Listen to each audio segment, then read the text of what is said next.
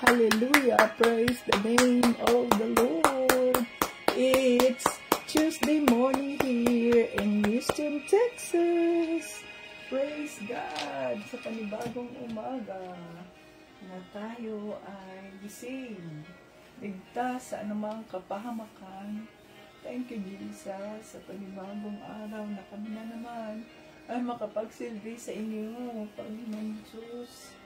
Salamat po sa kalakasan ng aming pangangatawan.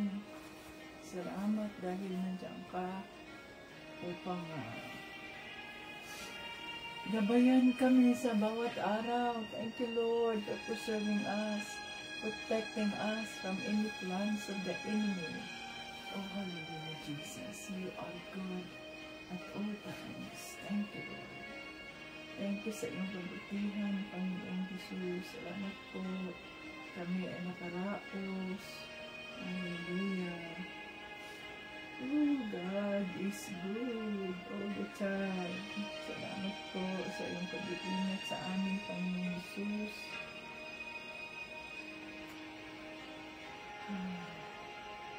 You are good at all times, Father God. Thank you. Thank you sa iyong pag-iingat sa amin, Panginoon Jesus. Salamat po. Thank you, Jesus. Oh, hallelujah. Kami po ay ligtas sa anumang kapahamakan. Lord, salamat po, Lord Jesus, na nandiyan ka upang kami ay ingatan. Thank you for your billions of angels, Father God, na nag-iingat sa amin 24/7. Salamat po. Hallelujah. Thank you, Jesus. Thank you, Jesus. Thank you, Lord, na kami po ay ligtas sa anumang kapahamakan. Oh, hallelujah. Thank you, Jesus. Napakabuti mo po. Napakabuti mo, Panginoon Jesus. Thank you, Lord. Napakabuti mo po. Ang batayan ng ating pananampalataya kay Panginoong Jesucristo. John 3:16. For God so loved the world that He gave His only begotten Son, that whosoever believe in Him will not perish but have everlasting life.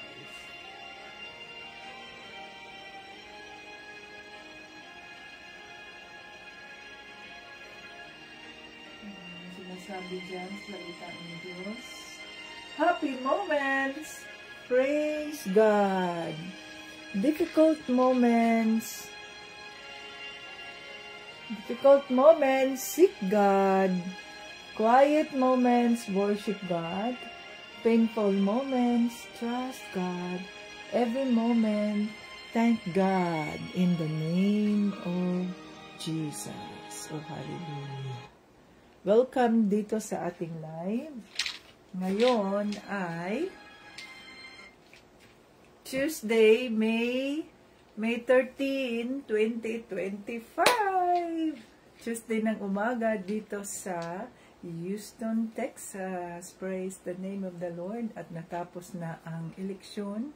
At mapayapa naman, wala naman akong narinig na kung ano bang mga hindi magandang resulta, no, sa election. So, praise the Lord. To God be the glory. At naging mapayapa. At kung sino man ang sabihin nating tinuro o pinili ng ating Panginoong Diyos Ama, yun ay ating ipagdasal, mga ka-Team Jesus. So, patuloy ang ating pagdarasal sa ating bansang Pilipinas, maging sa mundo. Okay, so welcome dito sa ating live Facebook joiners, Facebook viewers, and YouTube viewers. So, i-adjust ko itong aking, ayan. So, ito ngayon ay May 13, 2025. Ito si Tita Vits, ang lingkod ng ating Panginoong Jesucristo. Ayan. Haba ng aking buhok, ang aking bangs. Ayan, no? Okay, so tayo ay magpuri sa ating Panginoong Hesus.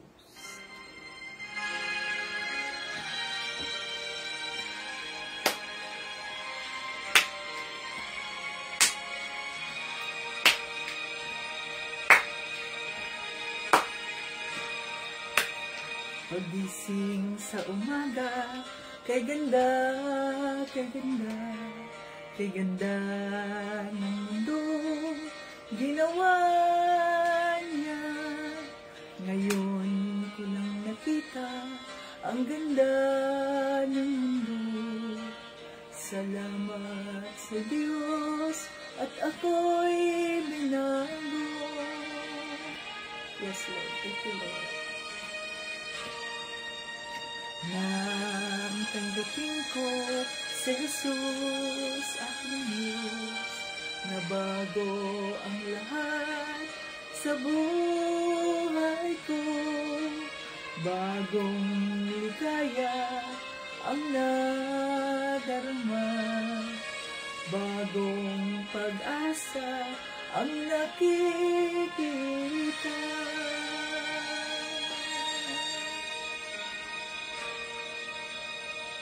Lahat ay aking ibibigay pati aking buhay, upang purihin siya.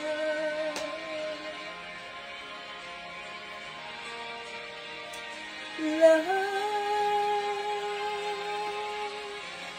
ay aking ibibigay pati aking buhay, upang purihin siya.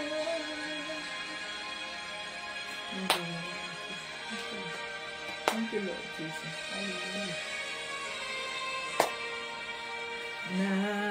Nag-uumapaw ang aking saya, pagmamahal niya ang nadarama, kay ganda ng buhay na nasa kanya. Purihin ang Diyos, purihin si Jesus.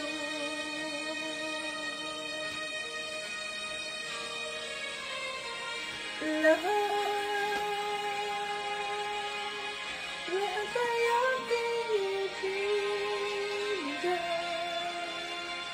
ibibigay pati aking buhay, upang purihin siya.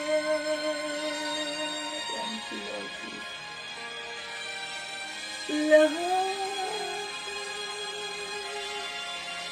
ay aking ibibigay pati aking buhay, upang purihin siya.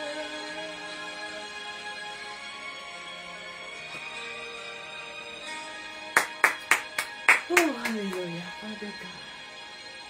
You are good at all times. Thank you for protecting us. Thank you for preserving us. Thank you, Father God, Lord Jesus, Holy Spirit. Thank you, as we declare that no weapon that form against us shall prosper. Hallelujah, in the mighty name of Jesus. Thank you po sa pag-iingat mo sa aming mga buhay, Lord. Thank you sa lahat ng sitwasyon sa buhay, sapagkat mas lalo namin ibinibigay ang mga buhay namin, mas lalo namin isinusuko sa inyo ang aming mga sitwasyon. Oh, hallelujah. We are not alone. You are with us. Thank you po, at kami ay nagpapakumbaba sa trono ng iyong kaawaan. Diyos Ama, linisin mo ang aming mga isipan, ang aming mga puso, at gawin mo po kami karapat-dapat sa iyong presensya sa oras na ito. At dinideklara namin ang pagpapatawad sa aming kapwa, sa mga taong nagkasala sa aming Panginoon. Tagpuin mo sila nang sa ganun po ay makilala kanila at maintindihan nila ang iyong pagmamahal, ang iyong gawaan, ang iyong mga pagpapalang siksik, liglig, umaapaw para sa mga naniniwala sa iyo, Panginoon Kristo. We welcome your Holy Spirit in our midst today. Let's welcome the Holy Spirit. Ang sabi sa salita ng Diyos, 2 or 3 gathered in His name, He is in our midst. So tayo ay i-welcome natin ang Holy Spirit. Come, Holy Spirit, I need you now. I need your anointing, come in your power. I love you, Holy Spirit. You captivated my soul. And every day, I learn to love you more. Come, Holy Spirit, I need you now. I need your anointing, come in your power. I love you, Holy Spirit. You captivated my soul. And every day, I learn to love you more. I'm reaching for your heart. You hold my life in your hands, drawing me closer to you. I feel your power renewed.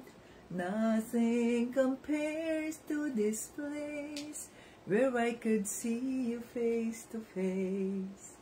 I worship you in spirit and in truth. I'm reaching for your heart. You hold my life in your hands, drawing me closer to you. I feel your power renewed. Nothing compares to this place where I could see you face to face. I worship you in spirit and in truth. I am reaching for your heart. You hold my life in your hands, drawing me closer to you. I feel your power renewed. Nothing compares to this place where I could see you face to face. I worship you in spirit and in truth. We worship you in spirit and in truth. Holy Spirit, we welcome you in this place. Itago mo po ang iyong lingkod sa krus ni Panginoong Kristo, na hindi ako makikita, kundi ang makikita ay ang kabutihan ni Diyos Ama, kanyang pagmamahal, ang kanyang kaawaan, ang kanyang mga pagpapalang siksik, liglig, umaapaw para sa kanyang kapayapaan. Hallelujah. Dinideklara namin na ang live na ito ay holy, sanctified by the blood of Jesus. At lahat ng ito ay aming hinihiling, pinasasalamatan sa pangalan ni Jesus at ng Banal na Espiritu. At lahat ng papuri at parangal ay aming binabalik sa Diyos Ama. Amen! Hallelujah! Praise the Lord Jesus Christ. Thank you, Lord, sa panibagong umaga. Kumusta ang inyong mga buhay? Nanalo ba ang inyong mga piniling kandidato, mga ka-Team Jesus? Nanalo ba? Kung nanalo, congratulations! Kung hindi nanalo, ibig sabihin nun may plano ang ating Panginoong Kristo sa mga hindi nanalo. Ayan. So, dapat na tapos na ang eleksyon, ay dapat na tayo ay sumunod sa batas, at kung sino man ang itinilaga ng Diyos diyan sa pwesto, sila naman ay ating ipagdasal. Kaya yung ating prayer and fasting, mga ka-Team Jesus, ay tuloy-tuloy pa rin yan hanggang tuloy-tuloy yan. Araw-araw ay meron tayong prayer and fasting. Okay? So may in charge. So ang ating ipagdasal naman ay ang national government, ay pagdasal natin ang maging ang inyong local government. Yan, ipagdasal ninyo yan. Kung ikaw ay na-assign ngayon, ang ipagdasal mo, ipapurihan natin ang Diyos. To God be the glory dahil naging maayos ang lahat, ang mapayapa, ang eleksyon. Wala naman tayong nakikitang kung ano-ano mga nangyari, no? Remote lang yung mga iba siguro. Pero mostly or majority ay maayos ang halalan. To God be the glory. Kaya thank you Lord Jesus, and maraming salamat sa inyo dyan na tumayo, lumuhod at naging part ng ating prayer and fasting. At ituloy natin ang ating prayer and fasting. So anyway, ano lang naman yan. Pwede kang mag-skip ng 1 meal or 2 meals, nasa sayo na yan. Okay? Basta tuloy-tuloy yan. O kung ilan tayo? 17. Si Tito Bryant ay nag-fasting noong Saturday at nagdasal din siya tungkol sa darating na eleksyon.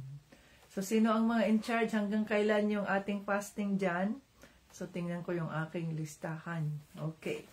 So, kahapon ay tinuruan tayo ng banal na espiritu tungkol sa ugali ng ating Panginoong Hesukristo, at ang ating goal sa buhay ay upang magkaroon tayo ng ugaling kagaya kay Panginoong Hesukristo, o kaya Christ-centered attitude, no? So wag nating, kung tayo ay magsisilbi sa ating Panginoong Hesukristo, huwag nating isipin na tayo ay mas mataas pa kaysa sa iba. Pari-pariho lang tayong tagapaglingkod ng ating Panginoong Hesukristo at walang ibang nararapat na itaas at parangalan kundi si Panginoong Hesukristo lamang. Okay? So tayo ay patuloy tayong magpapakumbaba sa ating mga sarili at huwag nating isipin na tayo ay mas magaling pa kaysa sa iba. So, the more na tayo ay ginagamit ng ating Panginoong Hesukristo, the more na tayo ay magpapakumbaba sa ating mga sarili. Okay, by the way, dyan sa ating mga reflections, mga ka-Team Jesus, ay doon sa YouTube, ang sabi ng Holy Spirit sa akin, i-check mo yung mga reflections, kasi yung iba dyan naggumagawa na late na. Hindi na yun siya yung tama, kasi dapat kung ang reflection, buong araw nating gagawin yun. Anyway, hindi naman yan pinipilit kung sino ang gustong gumawa. That's voluntary yung reflection. Yung iba doon, halimbawa 7 days ago, o ngayon lang naglagay ng reflection nila, hindi yun pwede. Kaya ang sabi ng Holy Spirit, you check. So, Sharon, yung mga may heart lang doon, Sharon, ang bibilangin mo doon. Di lahat ng reflection. Kasi yun ang sabi ng Holy Spirit. So, tinignan ko yun doon. May iba na 7 days ago, ngayon lang nag-comment, hindi ko na sinama yun. Yung mga nag-comment, 7 days ago, 6 days ago, yun ang isinama ko sa comment, sa paglalagay ng heart. Kasi yung iba, late na yun, mga ka-Team Jesus. Huwag mo na isama yung reflection dyan sa Facebook, Sharon, kasi inaccurate siya, Sharon. Hindi siya updated ang sabi ng Holy Spirit, hindi updated ang ginawa ninyo sa inyong reflection dyan sa team dyan dito sa ating Facebook, hindi updated. So, wag mo isama yan, Sharon, sa pagbilang mo. Akong gagawa ng paraan dyan, Sharon, as the Holy Spirit leads me, kung paano. Random ang gagawin ko, Sharon. Okay? So, wag mo ibilang yan. I-exempt mo yung mga nandyan sa Facebook na comment o reflection, Sharon. Kasi, hindi siya updated. Okay, so dito tayo. Balik tayo dito sa ating pagkikipag-usap sa ating Panginoong Hesukristo. So, dito na tayo sa magsilbi kayo, ilaw na nagliliwanag. Chapter 2, verses 12 to 18. Ayan, maikli lang ang ating pag-uusapan sa araw na ito. Okay, so ang sabi dito, mga minamahal, kung paanong lagi ninyo akong sinusunod noong magkakasama pa tayo, lalo na sana kayong maging masunurin kahit ngayong malayo na ako sa inyo. Sikapin ninyong ipamuhay ang kaligtasang tinanggap nyo at gawin nyo ito ng may takot at paggalang sa Diyos. Sapagkat ang Diyos ang siyang nagbibigay sa inyo ng pagnanais at kakayahang masunod nyo ang kalooban niya. Gawin nyo ang lahat ng walang reklamo at pagtatalo para maging malinis kayo at walang kapintasang mga anak ng Diyos sa gitna ng mga mapanlinlang at masamang tao sa panahong ito. Kailangang magsilbi kayong ilaw na nagliliwanag sa kanila. Habang pinaninindigan nyo ang salita at nagbibigay ng buhay na walang hanggan. At kung gagawin nyo ito, may maipagmamalaki ako sa pagbabalik ni Kristo. Dahil alam kong hindi nasayang ang pagsisikap ko sa inyo. Ang paglilingkod ninyo na bunga ng inyong pananampalataya ay tulad sa isang handog. At kung kinakailangang ibuhos ko ang aking dugo sa handog na ito, maligaya pa rin ako at makigalak sa inyo. At dapat maligaya rin kayo at makigalak sa akin. Hallelujah. Holy Spirit, thank you sa iyong mga salita. Tulungan mo kami na maintindihan namin ang mensaheng nais mong parating. In Jesus' name, Amen. Okay, so ito ang paalala ni Pablo sa ating lahat, mga kating Jesus. Dahil nga tayo ay mamuhay, dapat magmahalan tayo sa isa, magtulungan tayo sa isa't isa, at dapat ay huwag nating ituring ang ating mga sarili na mas magaling o mas mataas pa kaysa sa iba. So dito, pinapaalala ni Pablo sa atin na kung dati nung siya ay kasama pa nila Pablo ay sinusunod nila ng taga Pilipo si Pablo nung magkasama pa sila. Lalo na sana kayong maging masunurin kahit ngayong malayo na ako sa inyo. At sabi niya dito, sikapin ninyong ipamuhay ang kaligtasang tinanggap nyo at gawin nyo ito ng may takot at paggalang sa Diyos. So sikapin nating ipamuhay ang kaligtasan na ating natanggap, yung libreng kaligtasan, yung sinasabi nating magandang balita.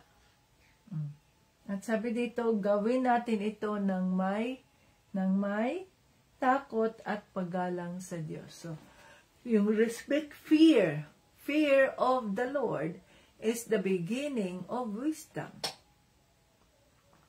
So, dapat ay, yun ang ating ipamuhay. Kaya nga, pinag-aaralan natin ang salita ng Diyos araw-araw, nang sa ganoon ay maipamuhay natin ang kanyang mga salita at magaya tayo sa kanya, masunod natin ang kanyang kalooban.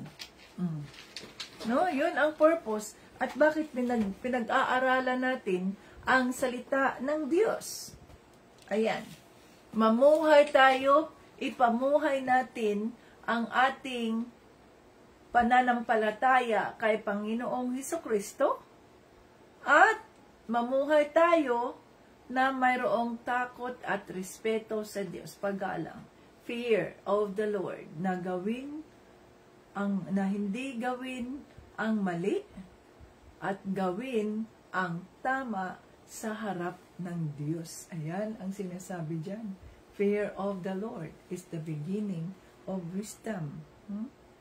Sapagkat ang Diyos ang siyang nagbibigay sa inyo ng pagnanais at kakayahang masunod nyo ang kalooban niya. It is the Lord who gives us the desire not to follow, because alam natin na wala tayong magagawa kung wala ang Diyos. Alam natin na kung wala si Panginoong Jesucristo, wala tayong magagawa. So, ang sabi dito, ang Diyos ang nagbibigay sa atin ng kakayahan na masunod ang kanyang kalooban. Kaya nga, so help me God. Yun ang sinasabi, no? Kasi yung mga politiko, halimbawa, pag sila ay nanalo, nag-o-taking na sila. So, sa dulo niya ng kanilang o-taking ay magsasabi na sila ng, so help me God. Dahil nga, nagsiswear sila na ang kanilang ang kanilang pagsisilbi ay hindi para sa kanilang sarili, kundi ang pagsisilbi nila ay para sa mga constituents kung nasaan sila, ay para sa mga mamamayang Pilipino, at para sa kapurihan ng Diyos Ama. Kaya, so help me God. No? So help me God. So, tuparin natin. Kaya help me God. Lord Jesus, tulungan mo po ako. Hindi ko ito magagawa kung wala ka. Hindi ko kayang patawarin itong taong ito na nagkasala sa akin na sobra ang sakit na naranasan ko sa taong ito. Hindi ko kaya siyang patawarin. Hindi mo nga kayang patawarin yung taong yan.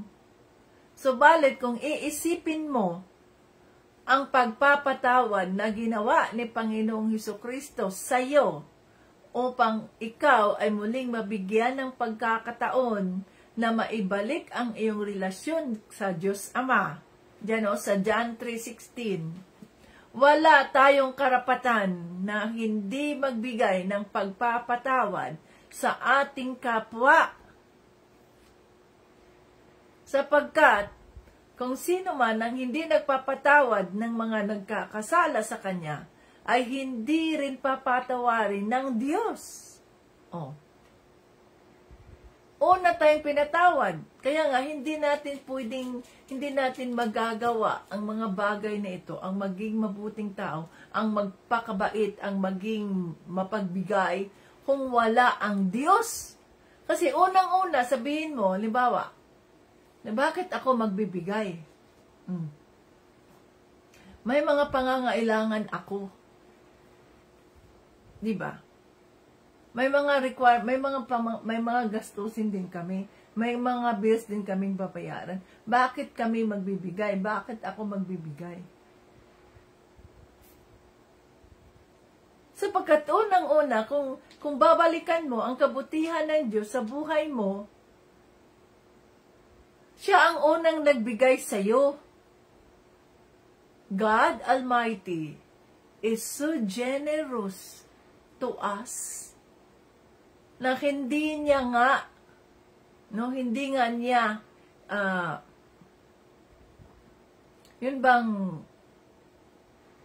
hindi niya binihold o kaya hindi nga niya sineva, niligtas ang kanyang anak.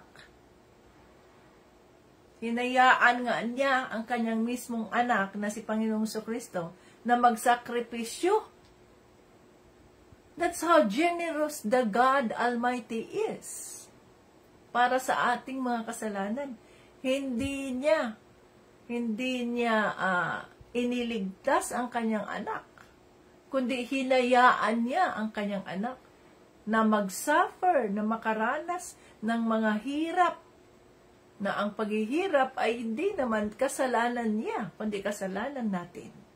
Kasalanan ng ating mga ninuno, kasalanan ng ating mga magulang.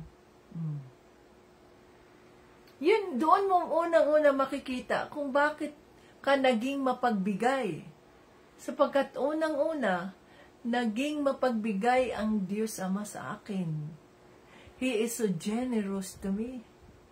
I am given a second chance to live a life in relationship with the Lord Jesus Christ, and therefore I should be generous enough sapagkat naging generous ang Diyos sa akin.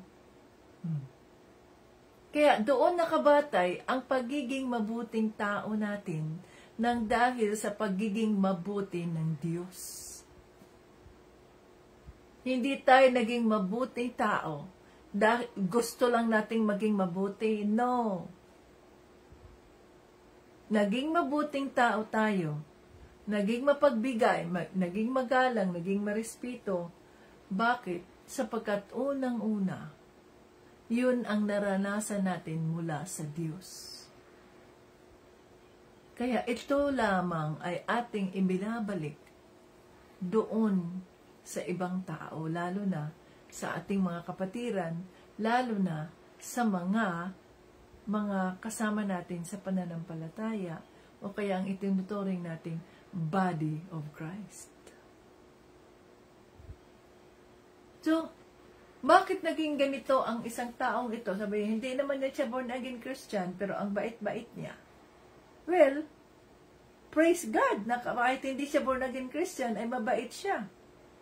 Paano naman ang mga born again Christian? Paano yung mga itinuturing ng mga Kristiyano?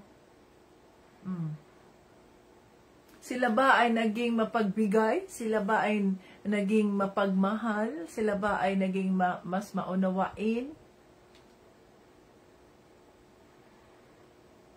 So, ano ang naging dahilan kung bakit ang isang tao ay naging mabuting tao? Yun ay dahil sa kabutihan ng Diyos. Hindi yan dahil sa atin. Kung tayo ay mga Kristiyano, ang sentro ng ating pagiging mabuting tao ay hindi tayo, kundi ang sentro ng ating pagiging mabuting tao ay dahil kay Panginoong Hesukristo. Kaya nga, we become Christ-like. Hindi natin itinataas ang ating mga sarili, kundi ang itinataas natin ay si Panginoong Hesukristo. Sapagkat, you are my all and all, Jesus, Lamb of God, worthy is the name, Jesus, Lamb of God, worthy is your name. So worthy is the name of the Lord. Kaya sabi nga dito, dapat kayo ay magsilbing liwanag. Kayo ang ilaw na nagliliwanag. Nandito tayo sa verse 15. 14 na lang. 14, 15, hanggang saan ba to? Sabi, gawin nyo ang lahat ng walang reklamo o pagtatalo. Walang reklamo o pagtatalo. Para maging malinis kayo at walang kapintasang mga anak ng Diyos sa gitna ng mga mapanlinlang at masamang tao sa panahong ito. Kailangang magsilbi kayong ilaw na nagliliwanag sa kanila habang pinaninindigan nyo ang salita na nagbibigay ng buhay na walang hanggan. So, tayo dapat ang magsisilbing ilaw sa sanlibutan na ito sa kabila ng mga panlilinlang at mga masasamang tao sa panahon na ito. So maraming mga tagapanlinlang at maraming mga sabihin natin mga manluloko sa panahon natin. Si Kibuloy ba, mga ka-Team Jesus, ay nanalo bilang senador? Si Kibuloy ba? Naku po, Lord, patawarin mo, Panginoong Diyos. So, gawin natin ito na mayroong walang reklamo o pagtatalo. Sundin lang natin kagaya na ginawa ni Panginoong Jesucristo. Diyos Ama, yes, para tayo ay malinis. Ang sabi dito, para tayo ay walang kapintasang mga anak ng Diyos. Maging malinis kayo at walang kapintasang mga anak ng Diyos. Magsilbi kayong ilaw na nagliliwanag sa kanila. So, sino ngayon sa inyo ngayon ang nakakatanggap ng mga libo-libong mga libo-libong mga ano ba yan? Libo-libong mga pera bago ang eleksyon o pagkatapos ng eleksyon na sinasabing, pag ikaw ay nakaboto na mayroon ng purple, ano ba yan, ink dito, ay o claim mo na yung bayad mo doon. Sino sa inyo dyan ang sabihin nating sumabay sa galaw ng mundo? Ako dati, I do not know with mother, yung nanay ko, kasi siya ay palaging opisyal ng mga ganyan-ganyan. Pero ever since nang ako ay matutong bumoto, nandoon ako sa presinto, bata pa lang ako, siguro after graduation na, naging teacher na ako, kahit 19 years old pa lang ako, nag-umpisa na akong kasama dyan sa Board of Election Inspectors. At doon ako mismo sa aking mismong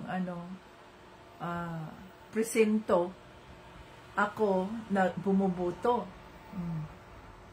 So ako yung nang maging guro na ako na yung naging chairman doon ng aking presinto kung saan ako na-assign, kung saan precinct. At doon kami, yung aking secretary, yung aking tatlo yun tatlo kami, doon kami sa loob ng presinto, bumuboto, at ni minsan ay hindi ako nakatanggap ng kung ano, ang aking bayaran nyo ako kasi bumuto na ako. Ni minsan ay hindi ko ginawa yan. Pero kayo ngayon, sa kasalukuyan, ang sabi dito, mapanilang, maraming mga mapanilang at masasamang tao. Kung ano man ang inyong natanggap na pera mula sa eleksyon, no? Kung ano man ang inyong natanggap na pera mula sa eleksyon, para na ring ibinibenta ninyo ang inyong mga kaluluwa at wala kayong kaibahan sa mga taong nakatira sa mundo. Pinapakain ninyo sa inyong mga anak, sa inyong pamilya, yung natanggap ninyong sa eleksyon, yung pera na yun ay sumpa. Galing yun sa graft and corruption. Sabihin nyo, Ate Davids, blessing man yun ng Panginoon. I don't think so. It's a blessing from the Lord. Sapagkat ang pagbubuto ay karapatan natin bilang mamamayang Pilipino. At hindi ako pwedeng bayaran mo kung iboboto ko ang mga taong nasa puso ko at ang pinaniniwalaan ko na sila ang karapat-dapat kong butuhan. So, kung tinanggap ninyo yung pera, nag-present kayo, tapos na po akong nag-present kayo, isa ka sa mga nasusumpa sa perang yun. Sabihin mo, paano kung hindi ko i-claim yan? Yung aming leader lang dyan, ang makakatamasa ng lahat ng pera na yan, who cares? Di siya lang din makakatanggap ng sumpa. Sapagkat ang ating karapatan ay hindi natin pwedeng pabayaran. O kayo ay itinuring na mga Kristiyano. Anong sabi dito sa salita? Maging liwanag kayo sa kanila. O so kayo ba ay naging liwanag? O sumama kayo sa kadiliman, o nag-present din, nagbumoto na po ako, magkano ba ang aking 3,000, 1,500, 2,000,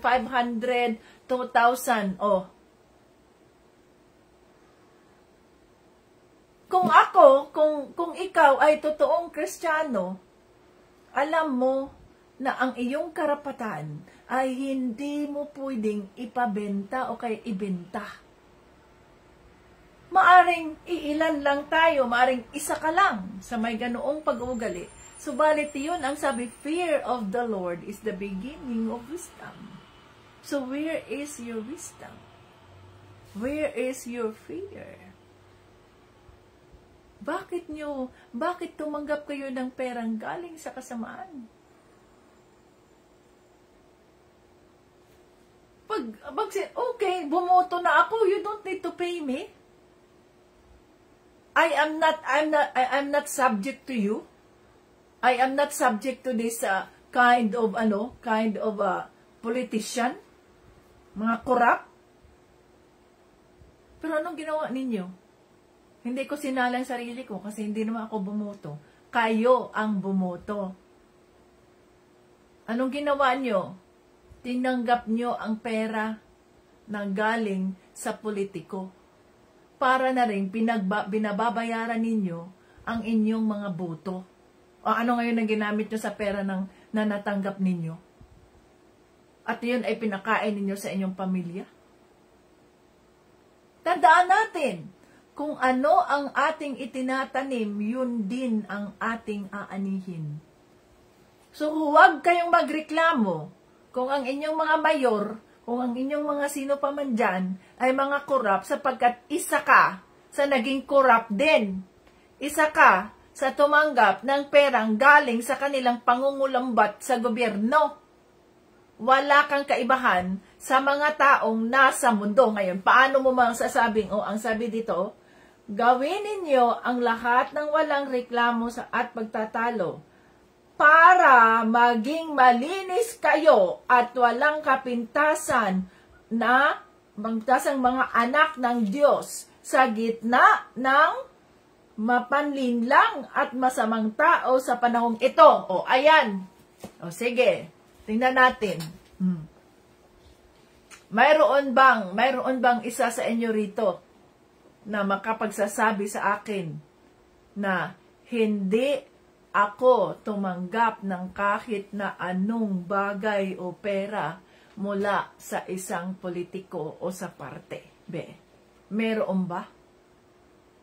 Simple lang, maikli lang ang mensaheng nais iparating ng banal na espiritu. Subalit kung titingnan mo dyan,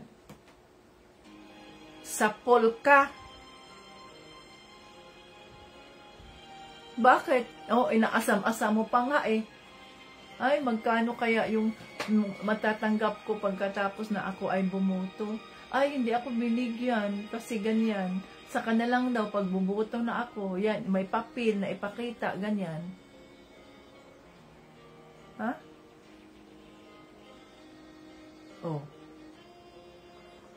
Rebuke Israel na naman tayo. Paano tayo madatnan ng Diyos na maging malinis at walang karumihan?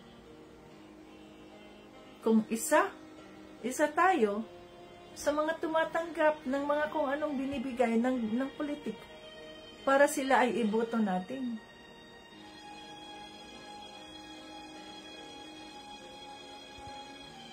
No? Yan ay karapatang ibinigay ng Diyos sa atin upang pumili ng isang kandidato as we continue to pray for them, na sila ang piliin ng Diyos kung sila ay karapat-dapat.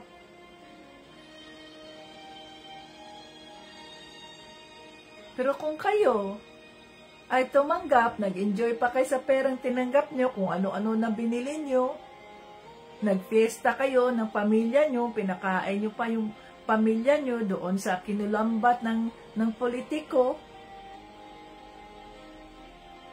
you are part of the curse. Isinama mo pa pamilya mo na walang kamalay-malay. Isinama mo pa ang mga anak mo na walang kamalay-malay, na mga inosente yan sa mga pinanggagawa ng mga adult.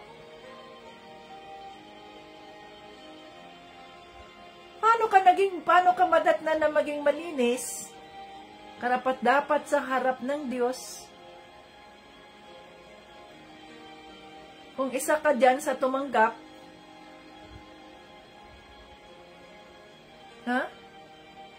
hindi ka naging liwanag sa kanila. Sana kung binigyan ka, sabihin mo, ang aking bubutuhan, ayon sa conviction ng Holy Spirit sa akin, ay si ganito. May nagbibigay sa inyo ng ganyan, sabihin mo, maraming salamat, pero no thanks. Hindi ko binibenta ang aking boto. Sa'yo na lang yan. Sa'yo na yan, kung gusto mo. Yun ang paninindigan ng isang Kristiyano. Hindi yun, ay sabi kasi nila, tanggapin lang daw. Sige, tanggapin lang natin. Hindi yun ang sabi ng Diyos hindi natin pinababayaran ang ating karapatan. Kaya kayo, na nagpapabayad ng inyong mga karapatan, wala kayong karapatang magreklamo. Kasi binenta ninyo ang inyong karapatan eh. Hindi kayo naging liwanag. Liwanag doon sa mga mapanlinlang at masasamang tao sa mundo ngayon, sa kasalukuyan. O ilang taon na ba itong isinulat ni Pablo yan? 2,000 years ago?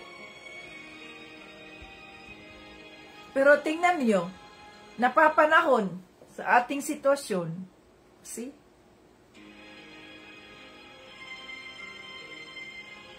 Walang paninindigan. Walang paninindigan.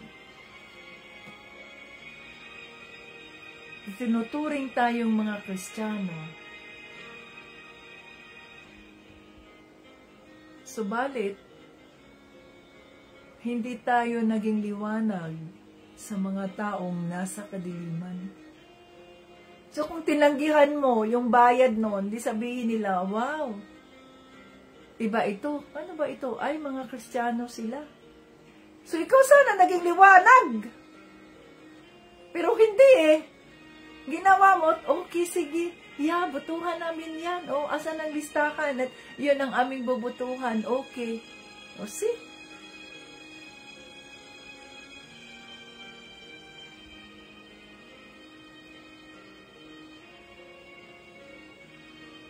Sinasama nyo pang inyong mga pamilya, ang inyong mga anak na walang kamalimalay sa inyong ginawang kasalanan. Pinapakain ninyo sa inyong mga anak ang mga pinanggagalingan ng mga perang yan na galing sa mga nakulambat ng mga politiko.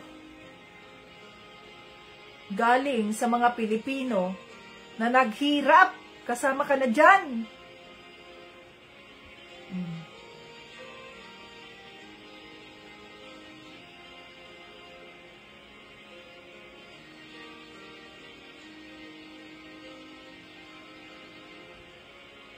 Ayan, yung sabi, tinanggap ko ang pera, pero binuto ko pa rin ang aking gusto. Mas lalo ka nang naging mapanlinlang. Mas lalo ka mapanlinlang, tinanggap mo yung pera dahil sinasabi mo na, yes, okay, tanggapin ko, yes, bubutuhan ko yan. Nagsinungaling ka pa, nadagdagan pa kasalanan mo. Kasi ang sabi sa mundo, sige lang, tanggapin mo lang, pera yan, pera naman yan, grasya yan, tanggapin mo lang, pero iboto mo, yun pa rin yung gusto mo. O di mas lalo ka naging mapaninlang, kasama ka doon sa mundo, na nanlilinlang ng kanyang kapwa, walang sa Bisaya pa na, walay baruganan. Walay baruganan.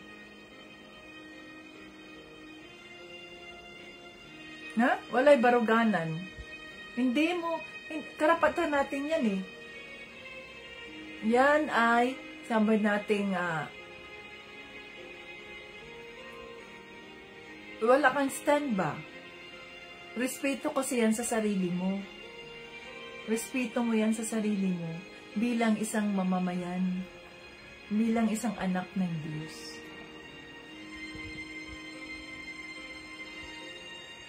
Sino-sino man kayo dyan, it's between you and the Lord. Dahil ako ay taga-mensahe lamang ng salita ng Diyos. Kailangan nating tayuan ang ating pagiging Kristiyano. Kailangan nating ipakita sa sanlibutan na tayo ang liwanag, na iba tayo. Hindi yung sumabay din kayo, sumabay rin tayo sa ginagawa ng mundo. Kaya, ayun, rebuke is real. Hindi tayo naging liwanag sa mga taong ito na nasa mundong ito na puno ng paglilinlang, puno ng kasamaan. So, kung ikaw ay walang natanggap mula sa politiko o kaya hindi ka tumanggap, well, Well done, my good and faithful servant. Yan ang sabihin ni Panginoong Kristo sa iyo. Pinaninindigan mo ang iyong karapatan, no? Na magkakaroon ka ngayon ng self-esteem sa sarili mo na 1 point. Kahit wala akong natanggap na pera, pero taas noo akong makaharap sa Diyos, Lord. I do not have the guilt in my heart na ginawa ko ito, Lord. Taas noo akong tatayo sa harapan mo na ginawa ko kung ano ang tama. Oh. Pero sa inyo, na tumanggap, na nagtanong, asa na yung aking bayad, asa na yung ganyan ko, may the Lord forgive you. May the Lord forgive you. Lord Jesus, salamat po sa iyong mga salita. Salamat po sa pagpapaalala sa amin.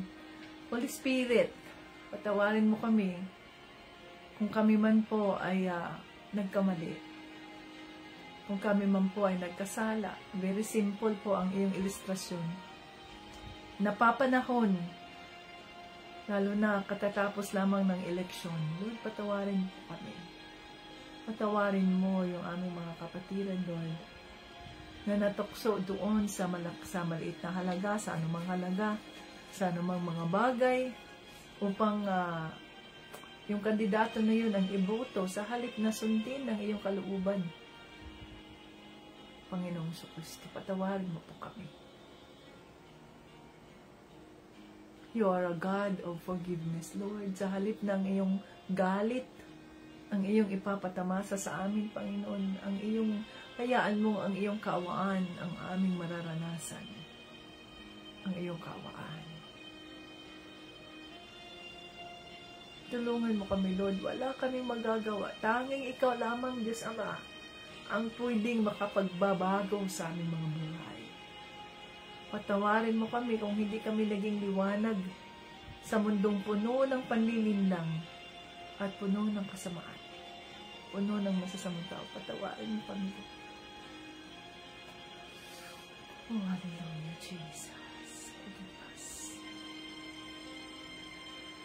Tulungan mo kami, Panginoon Jesus. Natayuan namin ang aming pananampalataya sa iyo.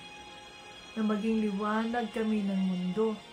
Na makikita nila na mayroong ilaw kahit na iilan lang kami, kahit kakaunti lang kami. Subalit ang iyong ilaw ang makikita ng aming mga pamilya, ng aming mga kadugo, ng aming mga kakilala, ng aming mga asawa, ng aming mga anak, ng aming mga magulang, mga kapatid. Forgive us, Father God. Patawarin mo kami, Lord. Kaya anong ang iyong kaawaan ang aming mararanasan? Ang iyong kaawaan, ang iyong pagmamahal, ang iyong pag-unawa. Salamat po sa pagpapaalala sa amin, Lord. Jesus. Tulungan mo kami na hindi namin makalimutan yung mga salita mo. Nasundin namin ang iyong kalooban, ang iyong mga salita, na may takot at may paggalang sa Diyos. Maging liwanag kami, sundin namin ang iyong kalooban na walang pagtatalo, walang pagrereklamo, kundi, yes, Lord, masunod po ang iyong kalooban. Yes, Jesus. Salamat po. Salamat po, Lord Jesus. Father God, thank you. Lord Jesus, Holy Spirit, thank you po sa iyong mga paalala sa amin. Salamat po sa iyong mensahe. Strengthen us, guide us with your Holy Spirit na masunod namin ang iyong kalooban sa mga buhay namin, sa araw-araw na nilalakaran namin ang aming pananampalataya kay Panginoon Kristo. Maraming salamat. Lahat ng ito ay aming hinihiling, pinasasalamatan sa pangalan ni Jesus at ng Banal na Espiritu, lahat ng papuri at parangal ay binabalik namin sa Diyos Ama. In Jesus' name, Amen! Hallelujah! Ayan, rebuke is real. So, yung mga hindi tumanggap, congratulations! Ang mga tumanggap, humingi kayo ng pagpapatawad sa Diyos. Huwag yun lang ulitin, yun lang yun. At di ko alam kung ano ang conviction ng Holy Spirit sa mga puso ninyo. Sundin ninyo ang conviction ng Holy Spirit upang tayo ay maging malinis at walang bahay-dungis, no, sa harap ng ating Panginoong Jesucristo. So hanggang sa muli, Jesus loves us. Bye-bye.